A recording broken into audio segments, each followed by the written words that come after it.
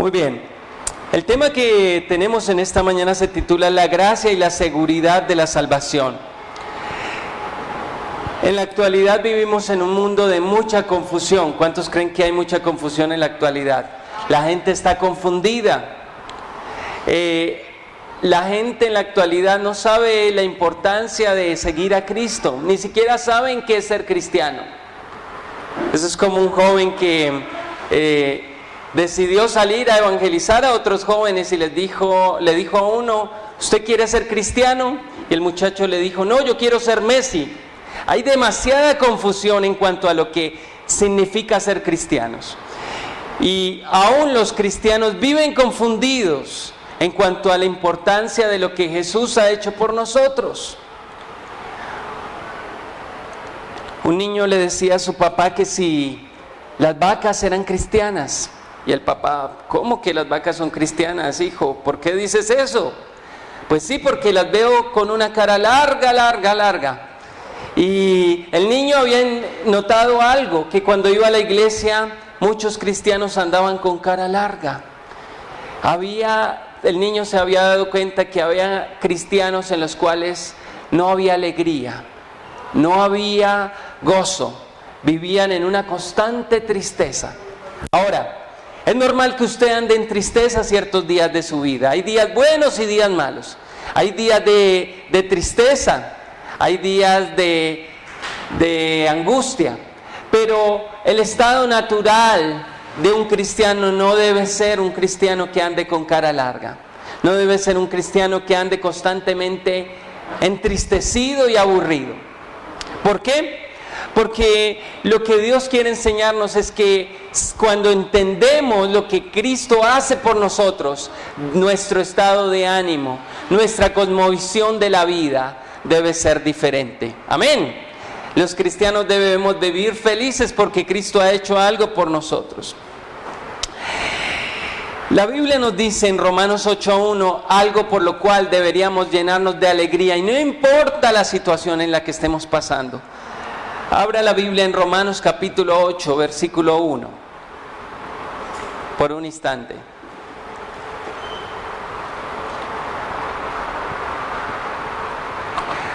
Vamos a estar estudiando varios pasajes del libro de Romanos. Romanos capítulo 8, versículo 1. ¿Cuántos lo tienen? Amén. Dice la palabra del Señor: por consiguiente, no hay ahora condenación. ¿No hay qué? Condenación para los que están en Cristo Jesús. Los que no andan conforme a la carne, sino conforme al Espíritu. Yo creo que si pudiéramos entender profundamente lo que dice este versículo, no andaríamos tristes. Recuerde, la Biblia dice: mi pueblo se pierde porque le faltó conocimiento, dice la palabra. Pero los cristianos debemos entender y conocer la importancia de lo que Cristo ha venido a hacer.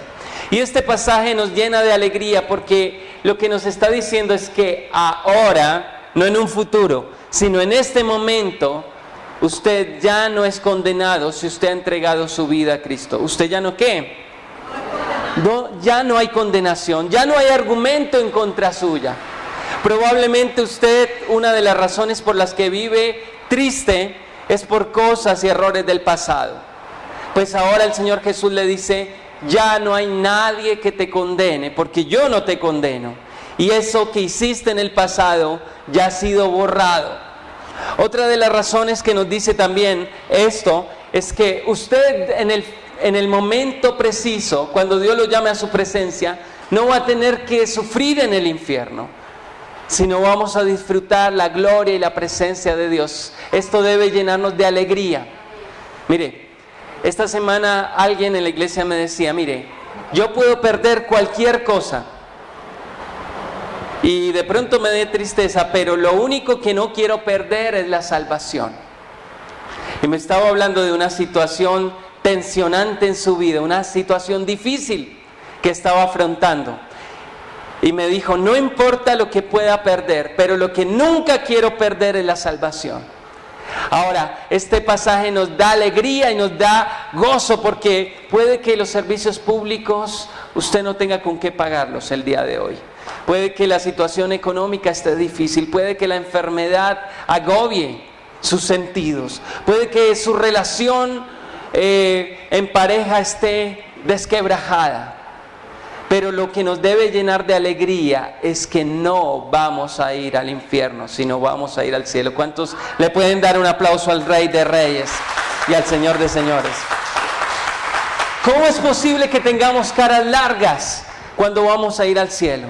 ¿Cómo es posible que vivamos una vida de tristeza cuando sabemos que Dios ya ha pagado el precio por nosotros? Pues bien, una de las graves cosas es que los cristianos viven con caras largas porque dudamos de nuestra salvación. Que gracias a que creamos en Jesús, Dios nos ha dado un regalo. ¿Y sabe por qué? Porque nos enseñaron a ganar las cosas. Las cosas, desde que éramos chiquitos, nos enseñaron que las cosas se ganan por mérito. Recuerde cuando era niño, ¿qué decía el papá o la mamá? Bueno, hijito, si te portas bien, te voy a comprar unos confites. Nos enseñaron que el ganar un premio o el ganar algo se merecía. Es decir, el portarnos bien traía un mérito, lo mismo en la escuela. Si usted se esforzaba y le iba bien, se esforzaba estudiando, le iba bien en sus calificaciones. Cuando usted iba a entrar a un grupo de fútbol, de deportes o a un grupo de música, ¿qué tenía que hacer usted primero? Un examen. Usted tenía que mostrar los méritos para demostrar que era merecedor de hacer parte de ese grupo. Entonces desde que somos pequeñitos nos enseñaron de que las cosas se ganan. Pero lo interesante es que Dios nos mostró un camino diferente y nos dice, pues bien, si quieren ir al cielo no van a tener que ganarlo. Entonces ahí es donde empieza la duda. ¿Cómo es posible que algo tan maravilloso como el cielo no tengamos que ganarlo? Pues bien, la Biblia dice en Efesios capítulo 2, versículo 8 al 9, algo muy interesante. Alguien que lo lea con voz fuerte. Efesios 2, versículos 8 al 9.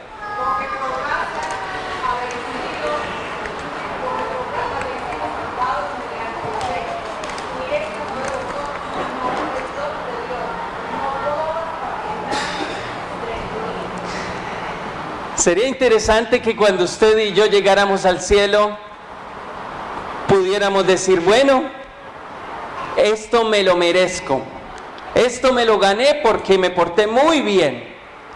Pues eso podemos decirlo en el mundo. Podemos mirar en la sala de nuestra casa y ver un diploma y decir, ese diploma me lo gané, me lo merezco. Pero no así en el cielo. El apóstol Pablo dice, para que nadie se gloríe. Es decir, usted en el cielo no va a encontrar ningún orgulloso. Usted lo que va a encontrar en el cielo son corazones completamente agradecidos. Porque cuando usted llegue al cielo y se dé cuenta de lo esplendoroso, de lo maravilloso, de lo especial que es ese lugar, usted no va a tener otra razón que darle gracias a Dios. Porque ese lugar usted no lo ganó, usted lo recibió como un regalo. Eso debe llenarnos de alegría. Amén. Pero hay algo interesante, y es que la religión tradicional también nos enseña que usted debe merecer ir al cielo.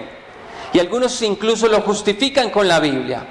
Algunos piensan, pero ¿acaso Santiago no dice que necesitamos ser justificados por las obras? ¿Qué dice este versículo que acabamos de leer? ¿Que necesitamos obras para tener el tiquete de entrada al cielo o no las necesitamos?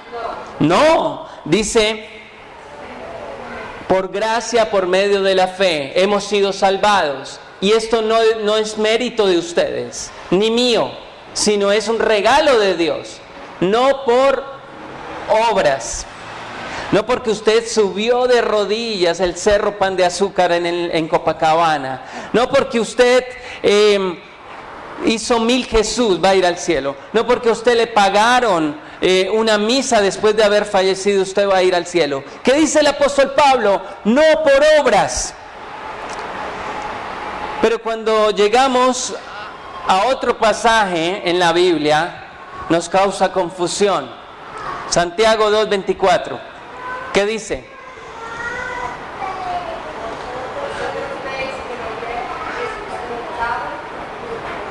Vosotros veis que el hombre es justificado por las obras y no por la fe. ¿Acaso no está diciendo lo contrario que el apóstol Pablo? ¿Acaso Santiago y Pablo tenían problemas doctrinales y confusión en sus cabezas? Uno escribió una cosa y el otro escribió otra. ¿Cómo es posible que ahora Santiago nos diga que el hombre es justificado por las obras y no solamente por la fe? Cuando el apóstol Pedro nos había dicho, no necesitan obras, no necesitan por ser perfectos para ir al cielo, porque Cristo ya pagó su tiquete al cielo. Ahora Santiago les dice, bueno, si ustedes quieren ser justos delante de Dios, necesitan obras.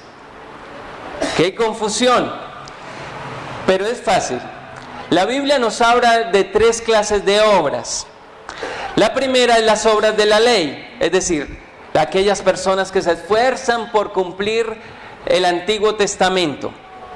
Esas se llaman las obras de la ley y nos habla en el Nuevo Testamento de ellas. Y nos dice que quienes intentan cumplir esas leyes viven muy cansados y muy esclavizados, porque es difícil que alguien pueda cumplir las 700 y tantas leyes que hay en el Antiguo Testamento.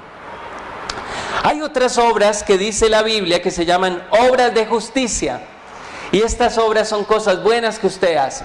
Dar limosna a una persona en la calle, ayudar a otros en medio de las necesidades. Esas son obras de justicia. Pero hay otras obras que se llaman obras de fe. Y las obras de fe son aquellas que se hacen en el nombre de Jesús. Son aquellas que Jesús ha mandado que hagamos. Las obras de justicia tienen una diferencia, que generalmente el mérito lo recibimos acá en la tierra. Probablemente una palmadita en el hombro de alguien que nos dice, muy bien hecho, buena obra la que has hecho, te felicito. O alguien que nos da las gracias por algo que hemos hecho. Lo malo de estas obras es que son recompensas a corto plazo, porque generalmente la recompensa la recibimos ¿de quiénes? De los hombres. Pero las obras de fe reciben una recompensa de Dios.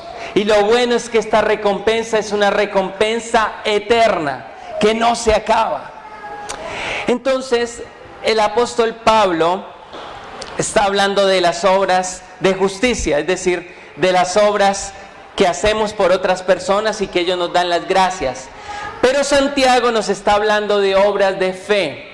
Recuerde, obras de fe que son cosas que Jesús nos ha mandado hacer y cosas que podemos hacer en el nombre de Jesús. Una pregunta: ¿el bautismo es una obra de justicia o una obra de fe?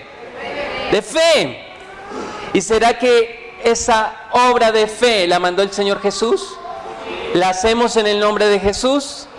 Entonces este tipo de obra es algo que podemos hacer para ir al cielo. Entonces cuando alguien dice, yo creo en Jesús, pero a mí no me digan que vaya a bautizarme, está cumpliendo lo que dice Santiago, que el hombre también debe ser justificado por sus obras de fe. Es decir, la persona debe creer, es una obra de fe, debe arrepentirse, es una obra de fe, debe bautizarse, es una obra de fe. Amén. Entonces las obras de fe son las que nos llevan al cielo. Pero recuerde, en esas obras no hacemos algo meritorio. Es como si Dios le diera a usted un café y le dijera, tómatelo. ¿Qué tienes que hacer para tomártelo? Recibirlo y bogarlo, ¿cierto? Esas son obras de fe, obedecer lo que Dios me ha mandado hacer. Ahora, en la actualidad muchos cristianos están dudando de que Dios esté con ellos, de que Dios les esté ayudando, de que realmente la salvación fue efectuada en el momento en que entregaron su vida. Es que yo después de bautizarme me he portado tan mal, he hecho tantas cosas malas, que yo ahora estoy dudando que realmente Dios me lleve al cielo. Satanás ha levantado 3 enemigos para que usted dude del regalo de Dios. Y muchos de ellos están creyendo a estos enemigos de la gracia y están dudando realmente de lo que Dios puede hacer en sus vidas. He visto personas que han salido del agua bautismal con gozo y los he visto prosperar de muchas maneras, pero he visto a otros salir y vivir una vida de derrota en derrota. ¿Cuál ha sido la diferencia? Que aquellos que han vivido de victoria en victoria han creído plenamente que Dios les acompaña. No han dudado de la protección, de la salvación y de la ayuda divina. Satanás ha levantado 3 cosas para que nosotros dudemos, y algunos han dudado. El primero de ellos se llama legalismo. Probablemente usted tiene un amiguito, un familiar que va a otra iglesia cristiana, o usted mismo. Pues bien, de esto hablamos en la segunda enseñanza un poco. Recuerde, ¿qué es legalismo? Es alguien que intenta animar a que la gente haga cosas que Dios no ha mandado en la Biblia. Por ejemplo, los fariseos juzgaban a los demás porque no se lavaban las manos antes de comer. Eso no está en la Biblia. Pero para ellos era una regla y era un pecado mortal si alguien no se lavaba las manos. Probablemente usted ha escuchado de algunos que no toman café, de algunos que se limitan a no donar sangre. ¿Dónde está esto en la Biblia? Esto se llama legalismo, porque para ellos es importante incluir ciertas reglas que no están en la Biblia. ¿Es prohibido comer carne en la Biblia? No. Entonces, cuando alguien intenta poner ciertas reglas que no están en la Biblia, están llegando en el terrible engaño del legalismo. Y la Biblia dice en Gálatas 5:4 lo siguiente: de Cristo os habéis separado, ustedes que procuran ser justificados por la ley, de la gracia se han caído. Imagínense. Le está hablando un grupito de cristianos que se habían vuelto, les gustaba andar muy elegantes, iban a la iglesia y decían: límpieme el lugar donde me voy a sentar porque ahí se sentó fulano y yo me contamino. Ellos habían puesto reglas que Dios no había puesto.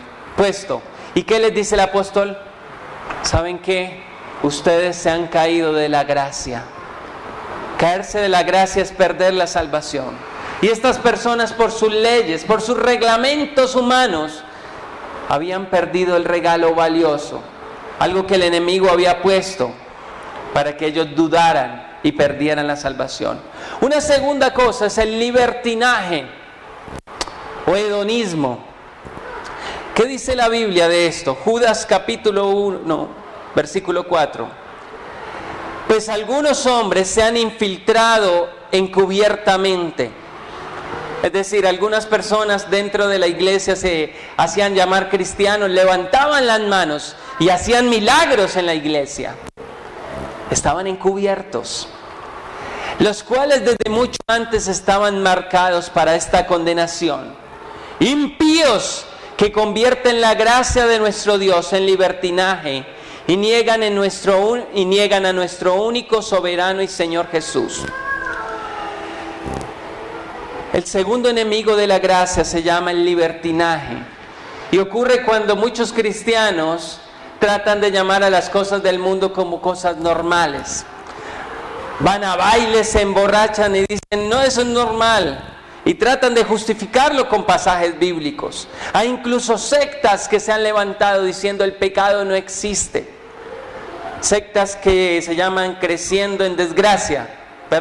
Dicen creciendo en gracia.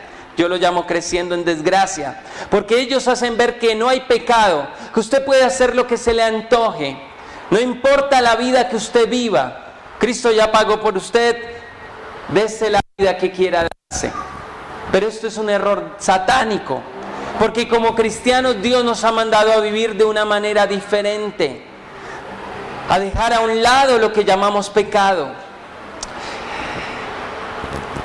Y en la época de Jesús no era la diferencia.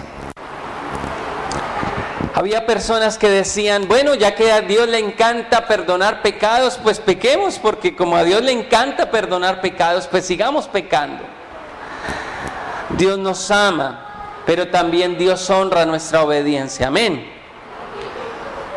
Una tercera cosa que es enemigo de la gracia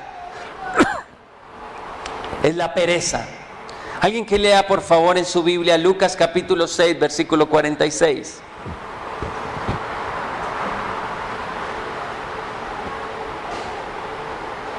Lucas 6, 46.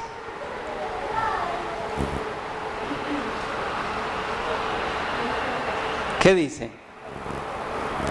¿Y por qué me llamáis Señor, Señor, y no hacéis lo que yo digo? Estas palabras del Señor Jesús son tristes porque hablan del tiempo del fin. Y va a haber muchas personas que asistían a las iglesias cristianas y decían, Señor, en tu nombre echamos fuera demonios e hicimos muchos milagros. Y el Señor le responderá lo que dice este pasaje. Y me llamaráis Señor, Señor, y no hacen lo que yo les digo. Y otro pasaje dice, ¿por qué me llaman Señor? No los conozco, hacedores de maldad. Mire, vivimos en tiempos donde el cristianismo es muy cómodo, en donde ir a la iglesia nos implica muchas veces coger un vehículo, llegar al culto, escuchar el sermón. Pero cuando se nos manda a hacer algo más, cuando se nos manda a compartirle a alguien del mensaje de salvación, cuando se nos anima a buscar al Señor, nos da pereza. Vivimos un cristianismo de comodidad y la pereza es un enemigo grande de la gracia de Dios. Aquellos que viven con pereza la vida cristiana pueden temer realmente caer de la gracia. Debemos dejar a un lado aquello que nos causa pereza. Debemos aprender a decirle sí a Dios. Nuestro hermano Jim, que nos compartió en el mes de diciembre, nos decía que cada vez que veamos una oportunidad espiritual, que un hermano nos anime a algo, hermano, te invito a que me acompañes a visitar a Julano que está enfermo. No está hablándonos el hermano, está hablándonos Dios. Y cada vez que Dios nos hable, tenemos que decirle sí a Dios. Porque cuando le decimos no a Dios, estamos cayendo de la gracia probablemente. Estamos dándole oportunidad al diablo. Hay muchas personas que dudan que Dios les está acompañando, que Dios está guiándoles. Y es probablemente porque le han dicho no a Dios en muchas oportunidades. Debemos estar seguros de que Dios ha pagado el precio y no despegarnos de esa gracia preciosa. Amén. Hay tres pasajes que nos llenan de ánimo. Romanos 8:28, el versículo 34 y el 35. Dice así: y sabemos que para los que aman a Dios, todas las cosas cooperan para bien. Esto es para los que son llamados conforme a su propósito. Ahora, si usted está siguiendo a Jesús, este versículo le dice, si usted ama a Dios y está pasando problemas, está pasando tiempos difíciles, dice Dios que eso es para su bien, por su bien. Amén. No importa la situación, por incomprensible que parezca, es por su bien. Va a ser para algo bueno.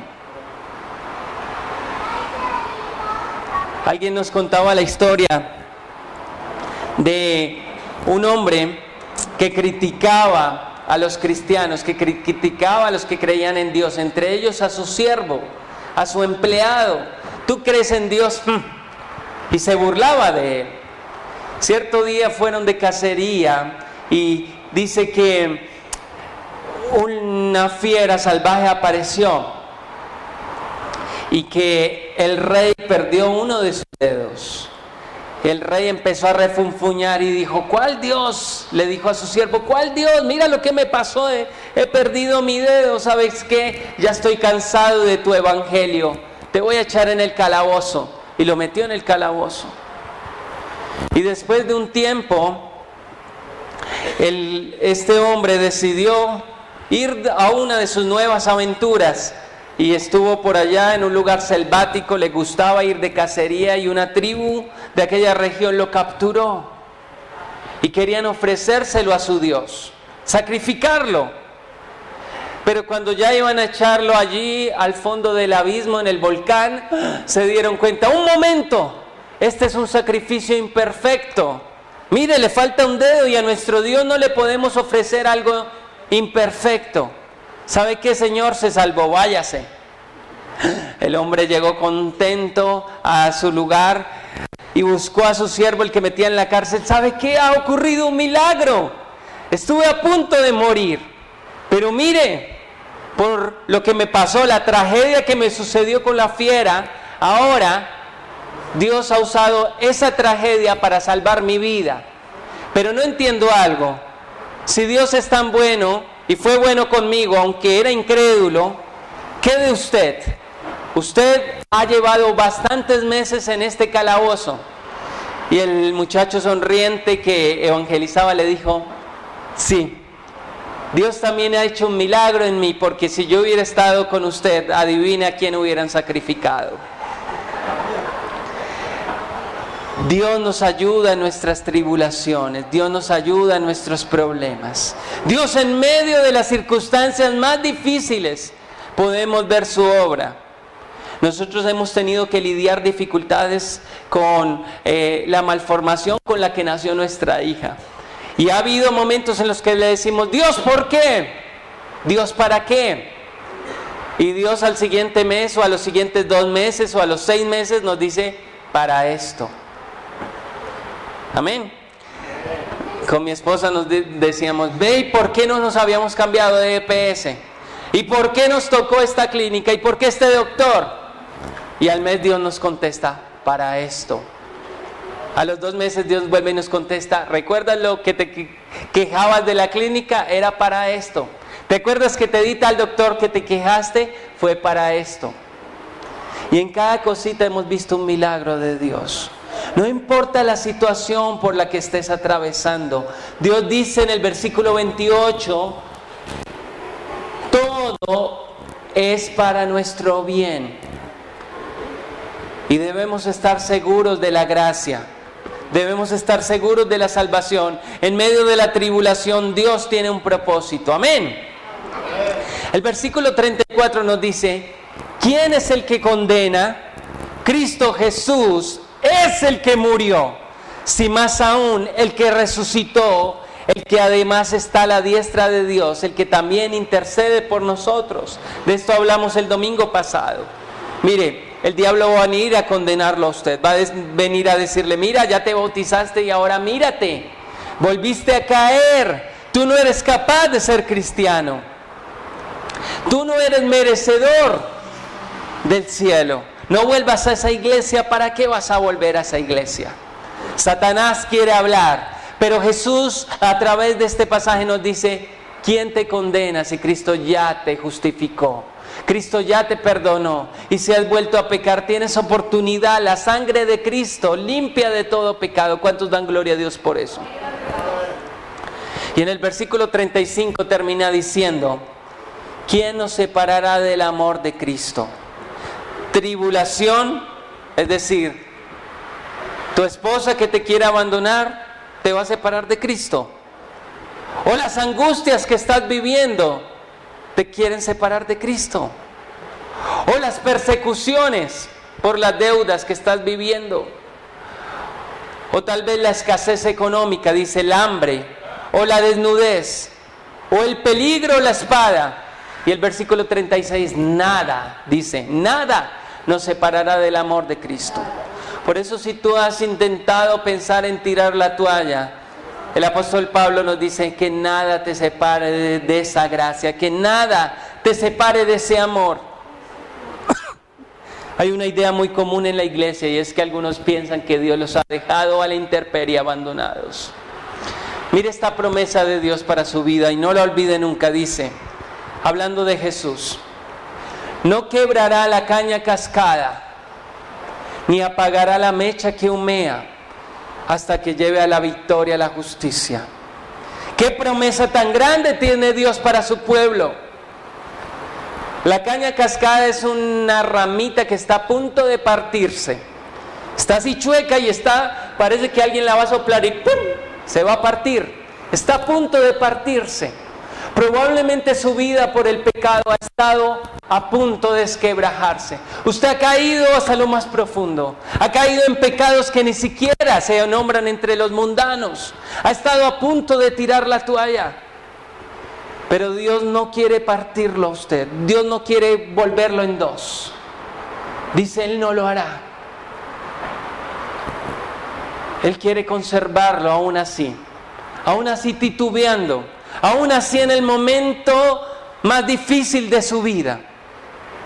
Ni apagará la mecha que humea, dice otra versión, el pábilo que humea. Cuando la vela está a punto de apagarse, está la mechita humeando.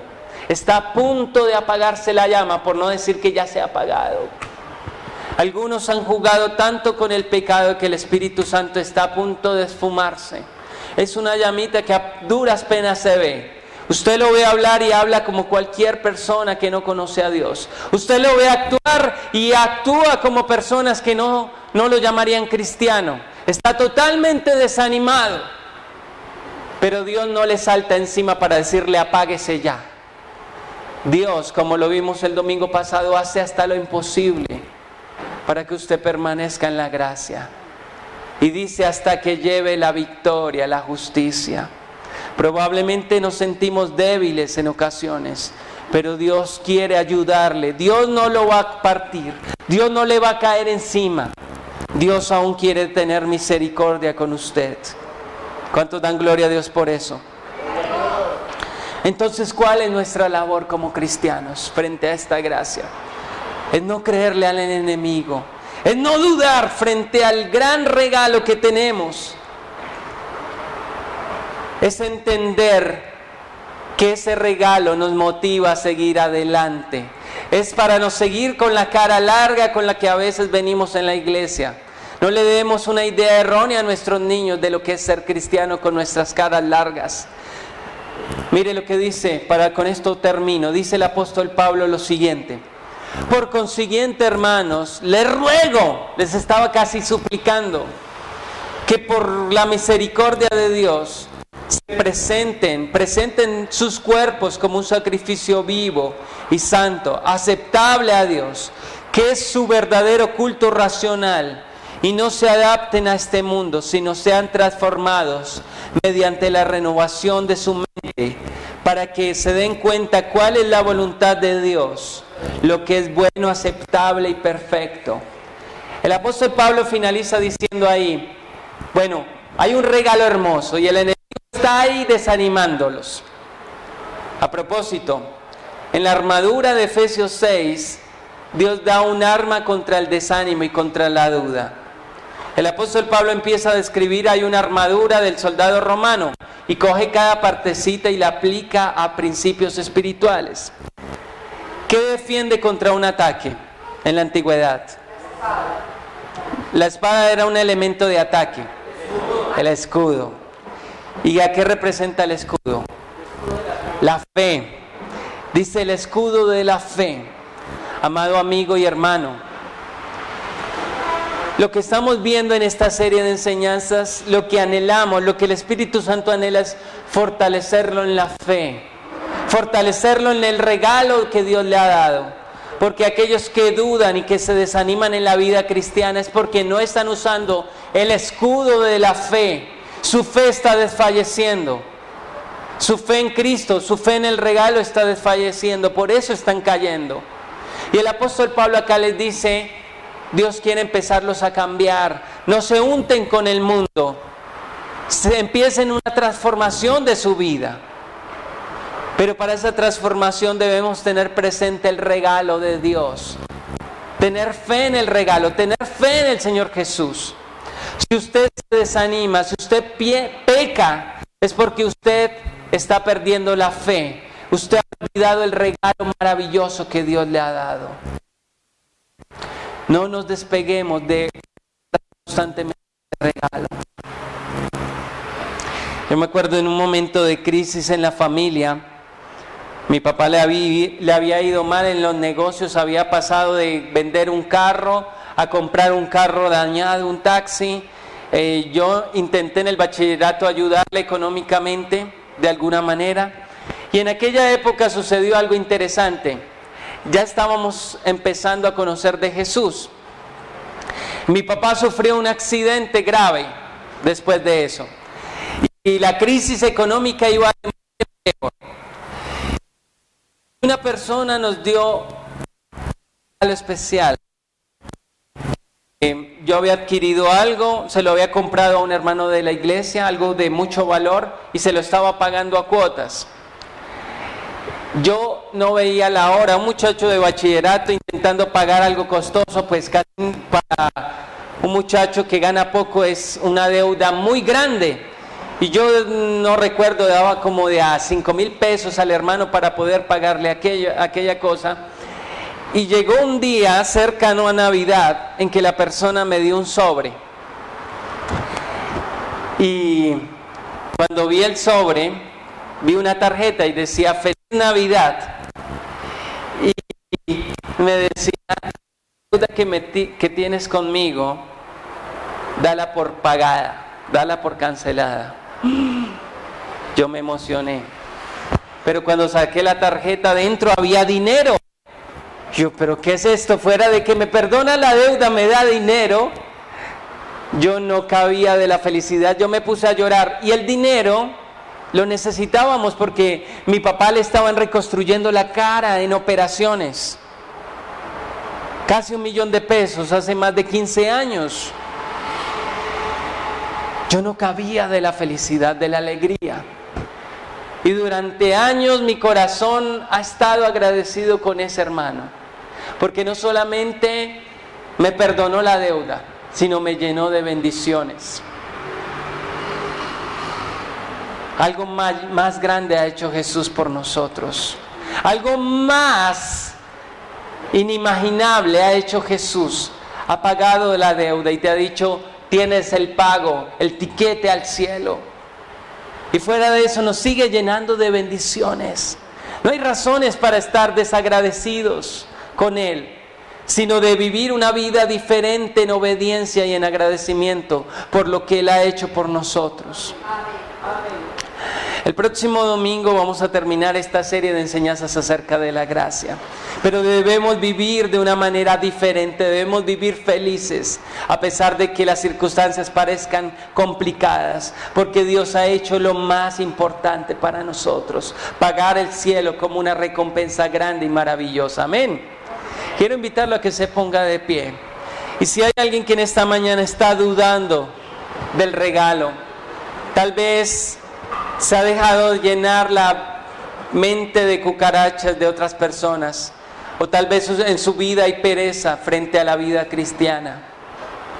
Es una oportunidad para recordar lo que dice Romanos 12:1. Presentemos nuestro cuerpo como un sacrificio vivo, santo y agradable. Ese es el verdadero culto que agrada a Dios. Y mientras estoy orando, voy a invitarlo a que usted le diga, Señor, me he sentido cansado. Muchas veces ya ni sé si voy al cielo o no, por mi pecado. Pero tú me quieres renovar las fuerzas a través de tu palabra. Tú quieres ayudarme a entender que no debo dudar del regalo precioso. Que muchas veces esa cara de amargura con la que vivo por causa de los problemas en mi casa, en mi trabajo, con mis amigos, es una forma de olvidar y ser desagradecido con el regalo que tú me has dado. Ayúdame a tener presente el regalo maravilloso a todo momento, sabiendo que las cosas de este mundo son pasajeras y que lo que tú tienes en la eternidad es más grande que todo lo que tengo y no se compara con la pareja que tú me has dado, no se compara con la felicidad de la familia que nos has dado, de la casa propia que hemos comprado, del negocio próspero que tenemos. Nada se compara, porque todo lo que tenemos en esta tierra al fin y al cabo llega a su fin. Pero ese regalo hermoso no va a tener fin. y va a ser para siempre. Ayúdanos a mantenernos alegres, ayúdanos a mantenernos tranquilos, a no dejarnos llevar por la duda que el diablo quiere poner, que saquemos ese escudo de la fe y seamos fuertes, Señor, en medio de las acechanzas que el maligno quiere ponernos. Nos ponemos en tus manos, Señor, en el nombre de Jesús, y te damos gracias por tus bendiciones y por tu amor. Gracias, amado Dios, en el nombre de Jesús. Amén y amén. ¿Cuántos están contentos por el regalo de la salvación?